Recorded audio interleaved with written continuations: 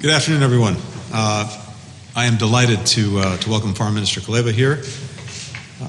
Dmytro, it's always wonderful to have you in the United States at the State Department, to you, to the entire Ukrainian delegation, including the head of the Office of the President of Ukraine, Andriy Yermak. Welcome to Washington, and welcome especially for the relaunch of the U.S.-Ukraine Strategic Partnership Commission.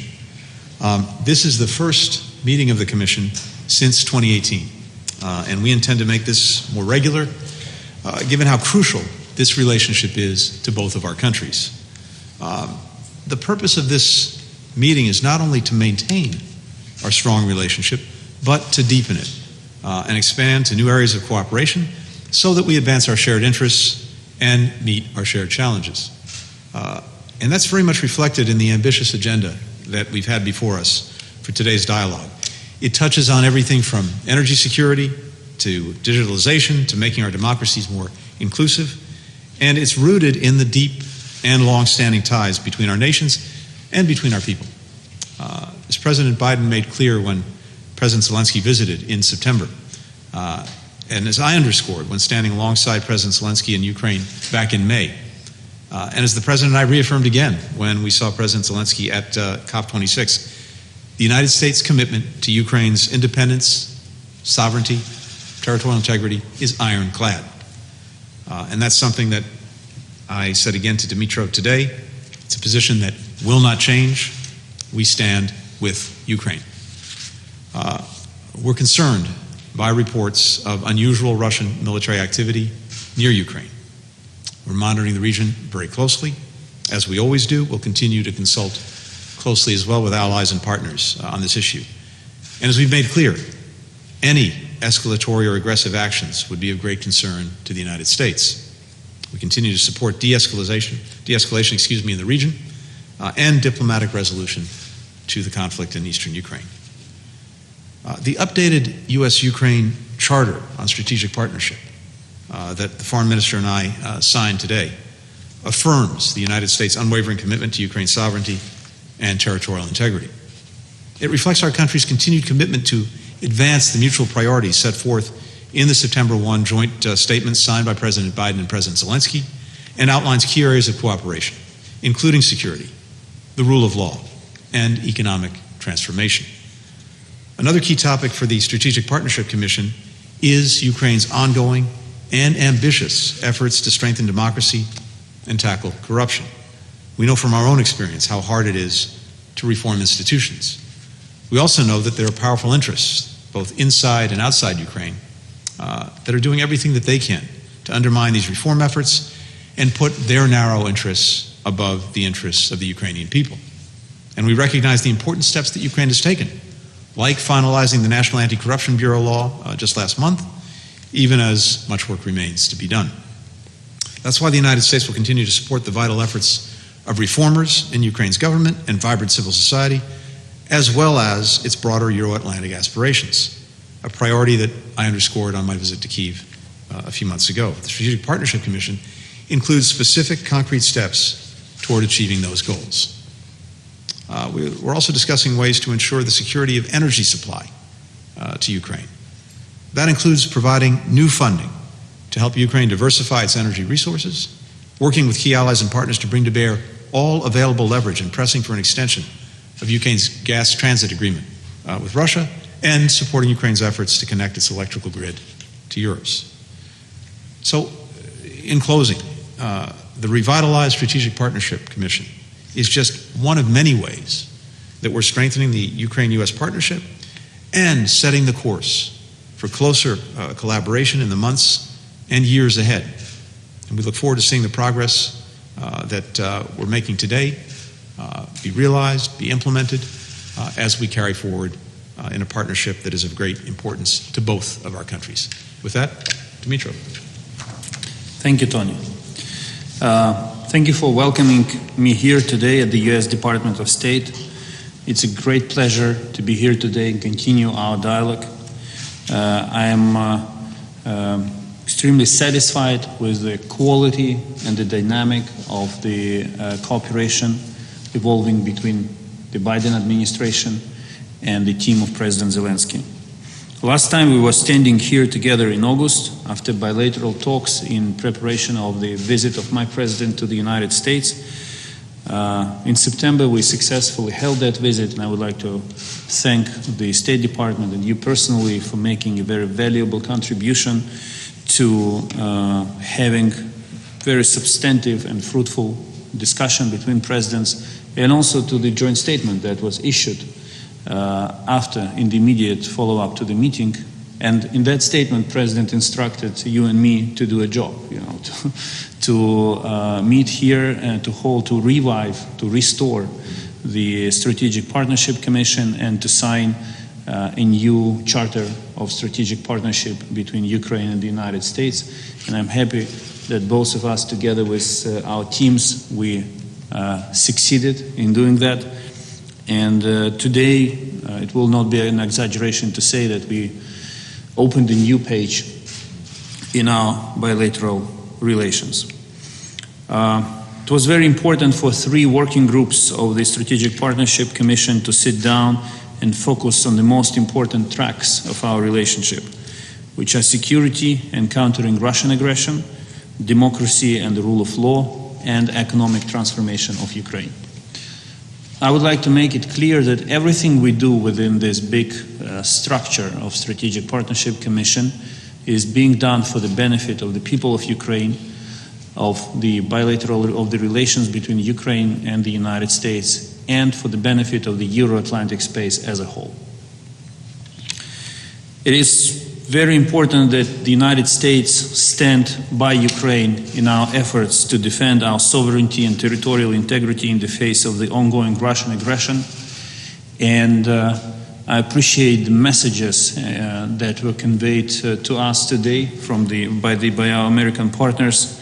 We are grateful for the readiness of the United States to expand cooperation with Ukraine, including in defense and security sectors, to help Ukraine build its capacity to defend itself, and also to deter Russia, to demotivate them from taking further aggressive actions. The best way to deter aggressive Russia is to make it clear for the Kremlin that Ukraine is strong, but also that it has strong allies that will not leave it on its own in the face of Moscow's ever-increasing aggressiveness. I think that this meeting of the Strategic Partnership Commission is also very timely, because we met with Russia's very aggressive actions being taken in the background along Ukrainian border. We see what's happening in Belarus. We see how Russia continues to militarize the temporarily occupied Crimea.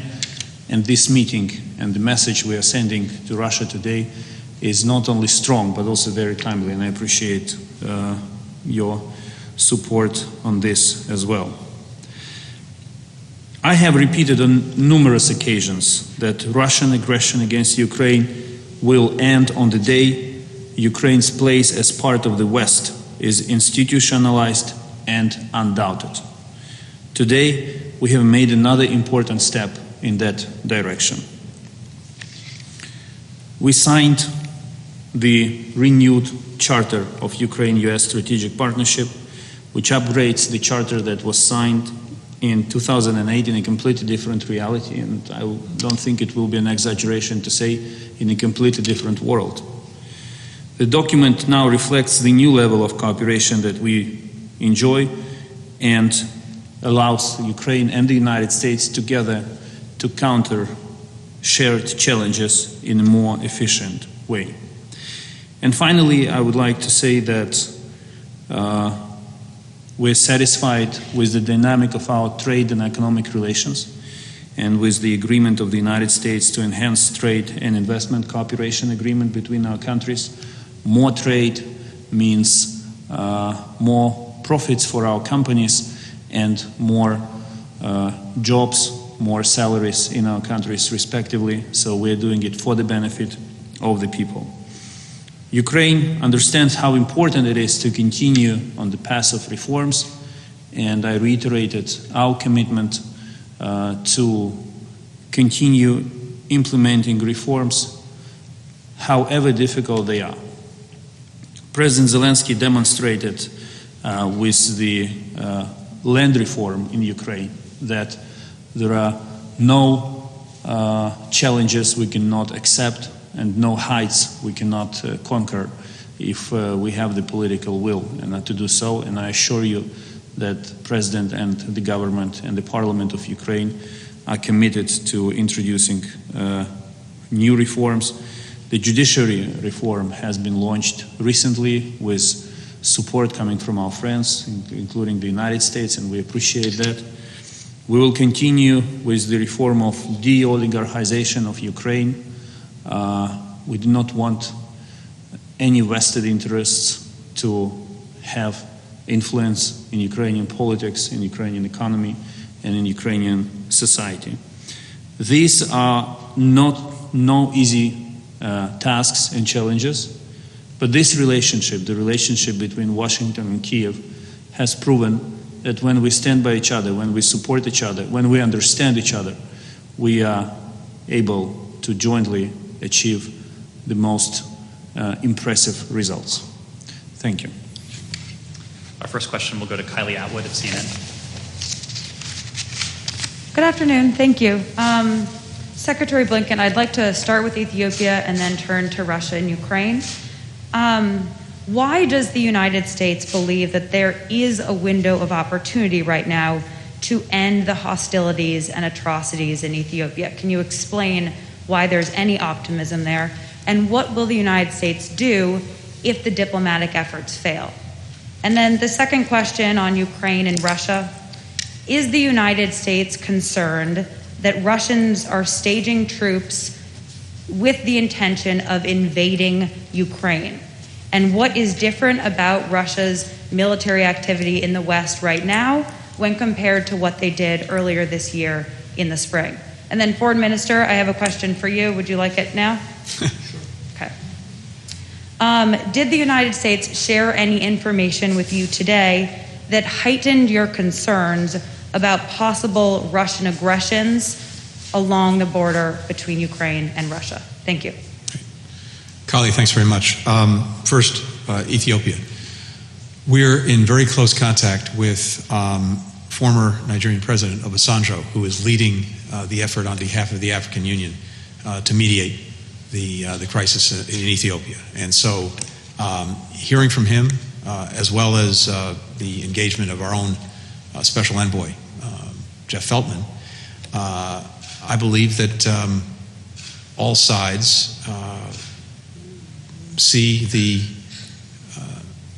dangers of perpetuating the conflict, and there is an opportunity, I hope, for everyone to pull back, to sit down, to get a halt to what's happening on the ground, and ultimately to produce a ceasefire, to have access for humanitarian assistance, and over time to negotiate a more durable political resolution.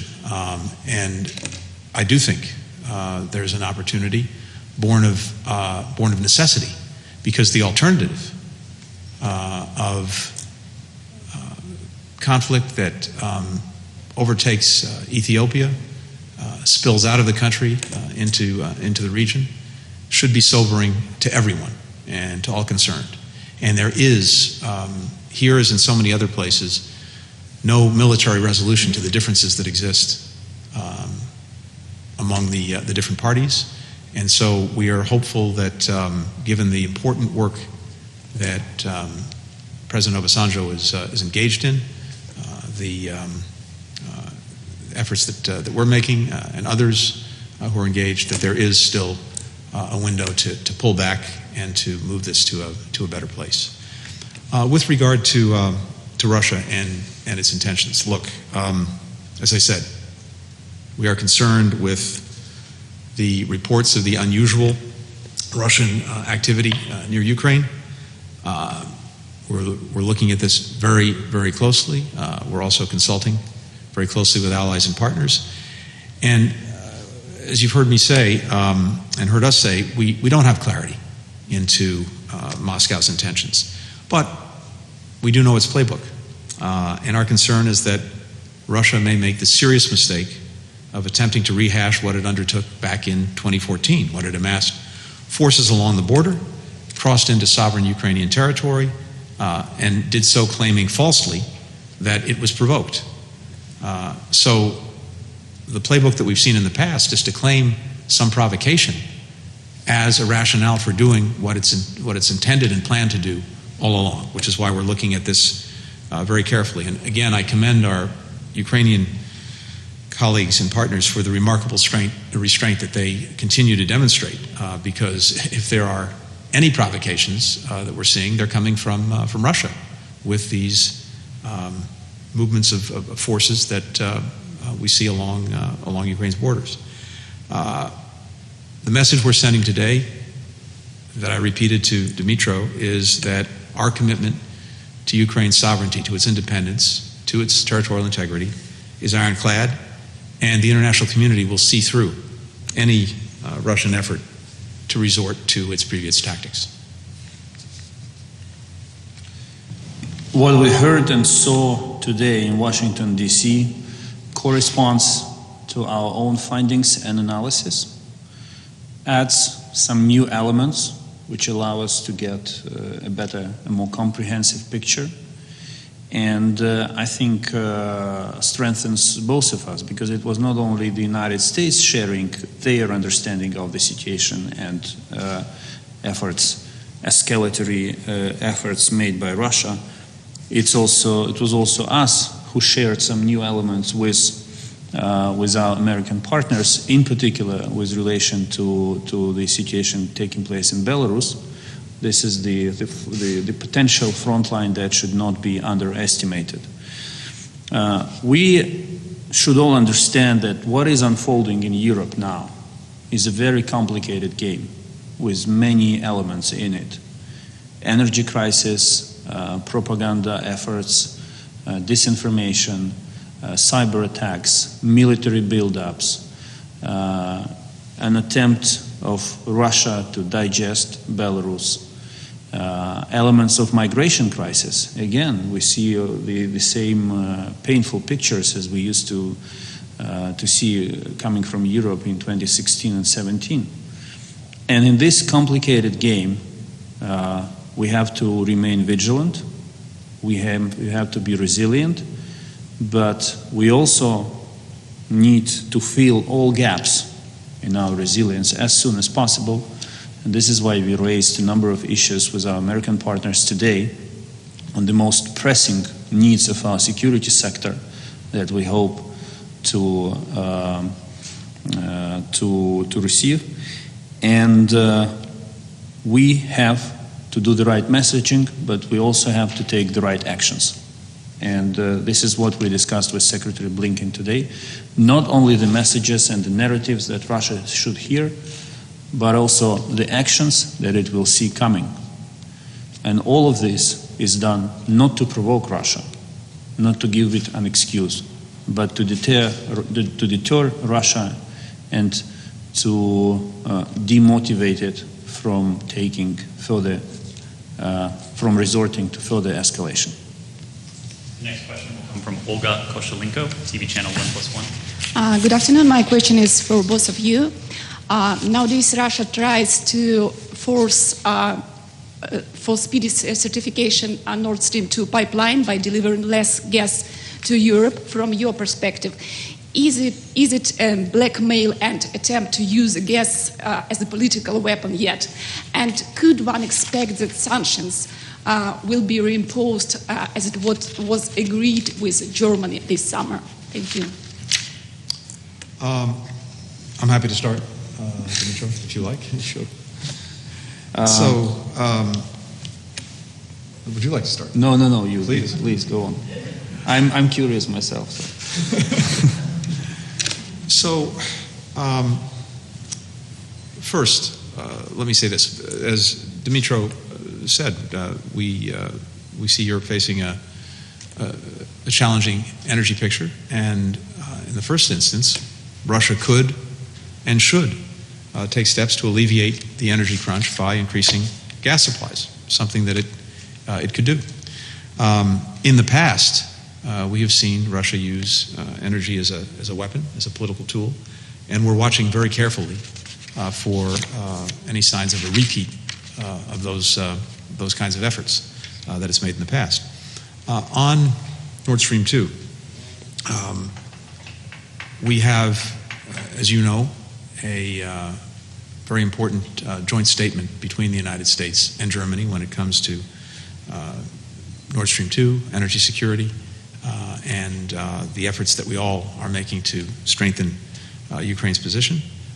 We're committed to implementing that agreement. Chancellor Merkel has said publicly that Germany will do everything it can to make it very clear that Nord Stream 2 is not a substitute for the promised transit deliveries through Ukraine. And we are looking to Germany to make good on that commitment. It's also committed to take swift action, if necessary. And the language in the joint statement, I think, couldn't be clearer when it comes to that. Should Russia attempt to use energy as a weapon or commit further aggressive acts against Ukraine, we are committed, and Germany is committed to taking appropriate action. The United States and Ukraine share the opinion that Nord Stream 2 is essentially a bad project. It was an important effort by the United States to negotiate with Germany, and the joint statement referred to by Secretary Blinken is actually a clear set of commitments undertaken by Germany with regard to the functioning of Nord Stream 2, but also to the energy security in the region in a broader sense.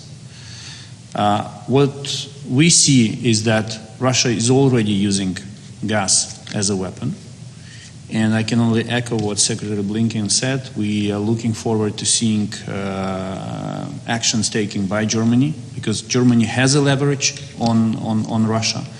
And the commitments undertaken in the joint US-German statement are very clear, and we are ready to work with them, or they can act on their own, but Russia should receive a very strong message, not only from the United States and from other capitals, but also from Berlin, that this is not the game that will benefit Russia. And when we speak about Nord Stream 2, I would like to emphasize Nord Stream 2 is not only a Ukrainian problem, it's a European problem. Thank you. Nick Wadhams, the Bloomberg. Thank you. Just a couple of questions for both of you. On the energy question, I wanted to press you, Mr. Secretary, a little bit more on that. You said just now that you'll be on the lookout for any actions by Russia if they do use energy as a weapon. Foreign Minister Kuleba said he believes Russia is already doing so. So I'm just curious, why do you not see that Russia is already taking these actions? I mean, blocking coal supplies, for example. I mean, it seems fairly clear that what they're doing now is exactly the things you've warned against. So, what do you do in a situation when Russia seems to be so undaunted by these warnings? And then could I also get you to elaborate a little bit on what the ask was from Ukraine? Are you seeking defense articles, weapons sales to help Ukraine confront Russia? And then finally on Belarus, the president of the European Commission said earlier today that she believes this is a deliberate attempt by the Belarusian president to destabilize the European Union itself. And she also indicated that the U.S. would be coming forward with sanctions sometime next month. Do you share that assessment, and can you give us a sense for what that U.S. Response to the Belarusian action may look like? Thanks. Would you like to start this time? I will be very brief. Ukraine is looking for anything that can help us strengthen our defense capabilities, be it intelligence sharing or air defense systems or anything else. We have a very good record with the United States working in defense sector. We never compromised the United States in this field, and we have a very reliable partnership with America, also with some other countries who are working on defense with us. So, but I would leave a more specific conversation to our defense ministries. They enjoy excellent dialogue and cooperation. The recent visit of Minister Austin to Kiev was very fruitful, and they discussed some very specific issues and potential areas of cooperation. I can only say once again that we are in a situation where we cannot allow losing or wasting any time. And we are looking forward to working with the United States in this field. Again, Ukraine does not intend to attack anyone. Everything we are looking for serves the purpose of the defense of Ukraine. Thank you. And Nick, again, on Russian energy, what we're looking at is to see whether Russia uses the energy that it has in its capacity positively, or whether it seeks again to weaponize it. And as I noted, it's said that it has sufficient supply to meet European energy needs, working through on gas the existing pipeline with Ukraine. So if it actually does what it says, that can make a real difference in alleviating concerns. If it doesn't, that would certainly be evidence of the concern we have of weaponizing energy, which we've seen it do in the past. And as I said, we're looking at that very, very carefully. When it comes to Belarus, here, the idea that Belarus would weaponize migration is also profoundly objectionable. And in terms of sanctions actions, that's not something that we preview. But as long as the regime is refusing to respect its international obligations and commitments, as long as it's undermining peace and security in Europe through its actions, and as long as it continues to repress and abuse people who are seeking to live in freedom, then we will continue to pressure Lukashenko and the regime, and we will not lessen our calls for accountability. The final question goes to Dmitry Onopchenko, TV channel Inter. Mr. Blinken, my question is for you on behalf of my viewers. Ordinary people, let's say people from the street, they do appreciate American support. They do understand the importance of the strategic partnership, of the messages and statements. But at the same time, let me be honest, they are afraid. My phone is full of that. My Facebook is full of those messages. They're afraid of those reports of the increasing Russian activity. And could you just tell them, not me, which kind of support America may provide, speaking about the current situation and the most important thing, if we will have the worst case scenario? Thank you. Let me say two things. First, and I just want to reiterate this, because the United States has demonstrated this time and again over many years now, but something that President Biden feels very strongly is our commitment to Ukraine's sovereignty, its independence, and territorial integrity. And as I said a moment ago, as I've repeated on behalf of President Biden to the foreign minister, that commitment is ironclad. And it manifests itself in a variety of different ways. It manifests itself in the efforts that we're making to support Ukraine, including through various forms of assistance, to include significant defense assistance. I think if you look at the overall assistance that the United States has provided to Ukraine, more than $409 billion since 2014. And looking just at this current fiscal year, Congress has allocated, the request of the administration, more than almost $400 million just this fiscal year alone in security assistance. We'll work with Congress for making sure that we continue to provide security assistance that Ukraine needs, including lethal defensive weapons to defend against any Russian aggression. But that is a vital aspect of our support and assistance to make sure that Ukraine has the means to defend itself against any aggression. But also, We are working very closely with European partners and allies to make sure that everyone is focused on the concerns that we have about the possibility of renewed Russian aggression based on the reports we're seeing of these irregular movements of Russian forces near Ukraine's border, and to make sure that we are